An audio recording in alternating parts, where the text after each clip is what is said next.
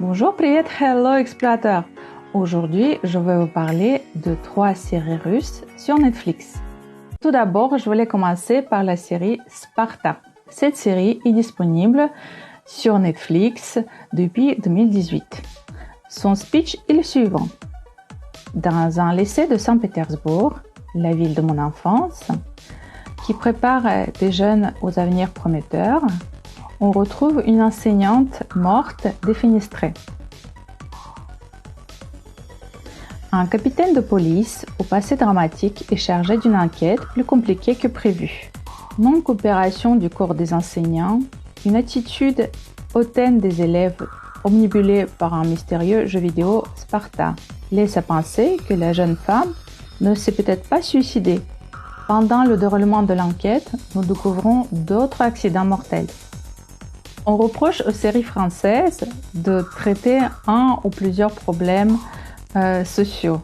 Les Russes font pareil. Cette série policière de 8 épisodes soulève plusieurs problèmes sociétaux. Le problème qui est mis en avant dans la série dès le début est l'impact des jeux vidéo sur les adolescents. Avec des images des jeux vidéo un peu simplifiées, on nous dit que c'était fait exprès. On nous rappelle le danger des mondes virtuels, la zombification des adolescents et la manifestation ultérieure de cruauté pour tout répéter comme dans le jeu. Pour garder le suspense, nous découvrons au fil de la série d'autres travers de la société et des humains. Le bashing, la lâcheté, la corruption, l'exercice du pouvoir et plein d'autres. Ce qui est très intéressant mais pas assez développé à mon sens, et vous comprendrez pourquoi si vous regardez la série jusqu'au bout, c'est l'avertissement par rapport à la théorie d'eugénisme qui se trouve à l'origine du jeu vidéo Sparta, dont le nom s'inspire de l'organisation sociale de la Sparte antique. Après la défaite d'Athènes, Sparte a dominé la Grèce, mais pas pour longtemps. Voici comment on décrit cette société, sachant qu'il s'agit des sources tardives et extérieures, car la société était bien fermée aux étrangers pour qu'ils n'influencent pas le peuple. Toutes les terres ont été divisées en parcelles égales et chaque famille spartiate recevait une attribution égale. Chaque famille avait la même nourriture sur la table, les mêmes meubles dans chaque maison. Les maisons elles-mêmes étaient semblables dans leur simplicité. Tous les citoyens étaient vêtus de vêtements modestes qui se ressemblaient. L'utilisation de pièces d'or et d'argent a été interdite. On n'acceptait que des pièces de fer. La monnaie de fer était lourde, encombrante, fragile et peu intéressante. Toutes les transformations étaient pour but de renforcer l'État, afin que tous les Spartiates vivent comme une seule famille. Cependant, en plus des lois selon lesquelles la société devrait vivre, une armée forte était nécessaire pour protéger l'État. C'est pourquoi les garçons, dès leur plus jeune âge, ont été élevés dans un esprit spartiate. Ils ont été sevrés des caprices, de la peur du froid, de la faim et des ténèbres, contraints de manger sans exigence. Ainsi, les enfants ont grandi forts et en bonne santé, et sans prétention. L'État contrôlait la vie des citoyens de la naissance à la mort. Les parents se réjouissaient de la mort glorieuse de leur fils au combat et inversement s'indignaient de le voir revenir en vie alors que les autres étaient morts. À partir du moment où l'enfant est né, dans la famille spartiate, le père n'avait pas le droit de déterminer son sort. Seul le conseil des anciens, après avoir examiné le bébé, décidait si l'enfant était en assez bonne santé, puis le père était autorisé à l'élever. Si le nouveau-né s'avérait faible, alors il était considéré comme une bouche inutile et une charge pour la cité. Il était jeté dans un précipice appelé le gouffre des apothètes. Cette information, rapportée par le Sol Plutarque, est aujourd'hui remise en question par les archéologues, car ils n'ont trouvé aucun ossement d'enfant dans cet endroit. Pour les filles de Sparte, une éducation spéciale a été également introduite. Les femmes devaient avoir un corps solide pour produire une progéniture en bonne santé. En éducation, les jeunes hommes ne recevaient que l'essentiel pour pouvoir lire l'ordre et signer en dessous. Tous les autres enseignements, ainsi que leurs enseignants, ont été expulsés de Sparte. Better Than Us.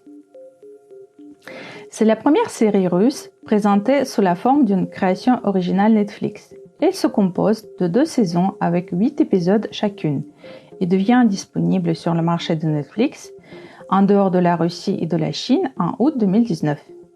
L'histoire de la série se déroule dans un futur proche où les androïdes servent la population, remplaçant même les humains dans certains emplois.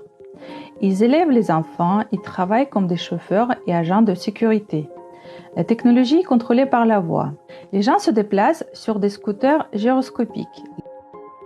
Les robots partagent la vie, le travail et le lit avec les gens.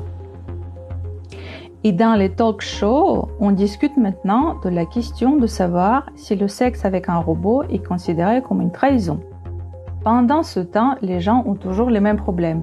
Ils se marient, ils divorcent et ils se battent pour la garde de leurs enfants.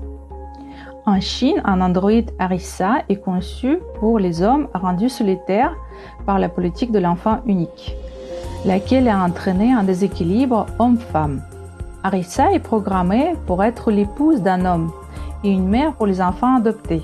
Sa priorité est de protéger sa famille. C'est pourquoi elle est programmée sans 3 lois de robotique d'Asimov. Un robot ne peut porter atteinte à un être humain, ni en restant passif, permettre qu'un être humain soit exposé au danger. Un robot doit obéir aux ordres qui lui sont donnés par un être humain, sauf si de tels ordres entrent en conflit avec la première loi. Un robot doit protéger son existence tant que cette protection n'entre pas en conflit avec la première et la deuxième loi.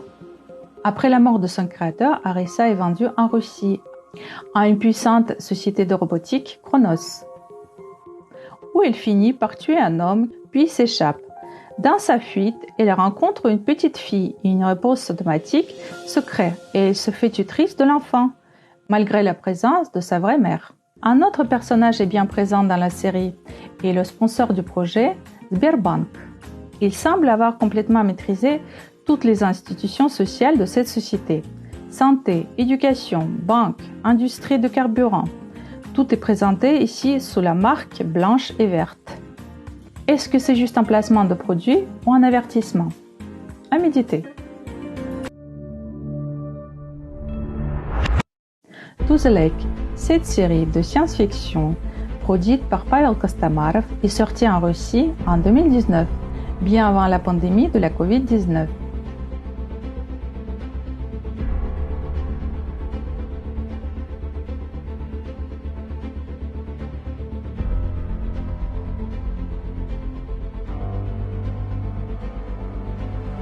Cette série est basée sur le premier roman de Yana Wagner, Vanga Ozera, écrit en 2011.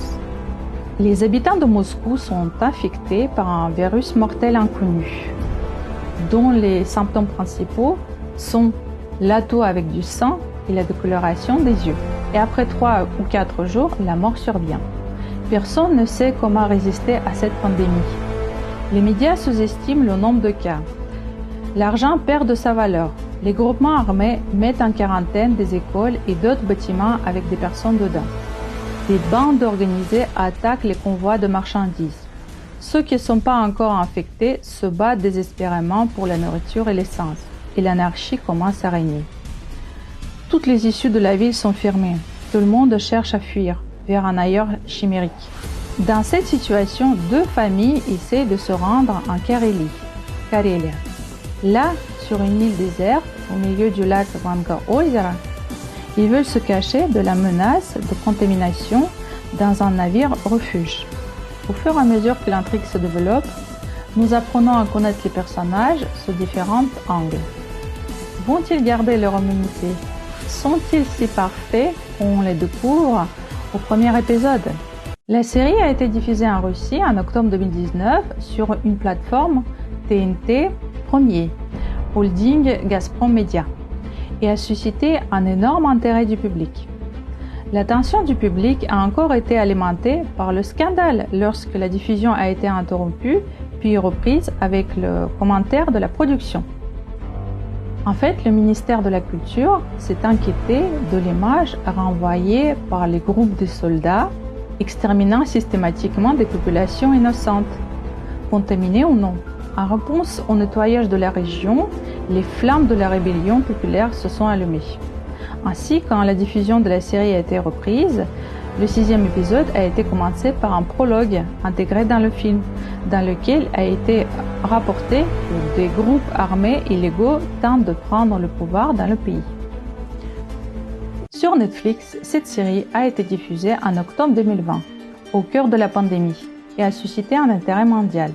Selon FlixPatrol.com, agrégateur de statistiques de vues de plateformes au monde, la série To the Lake a figuré dans le top 10 des émissions les plus populaires.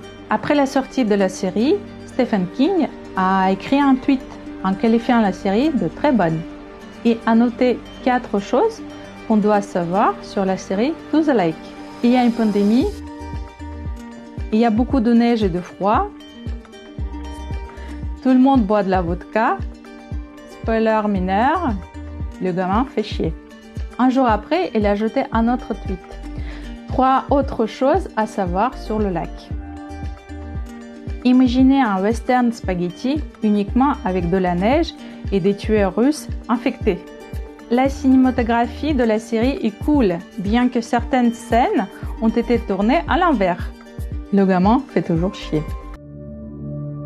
Et voilà, 3 séries que je vous conseille de regarder sur Netflix. Un seul bémol, elles sont en russe et elles sont sous-titrées en français ou en anglais. Donc bon courage.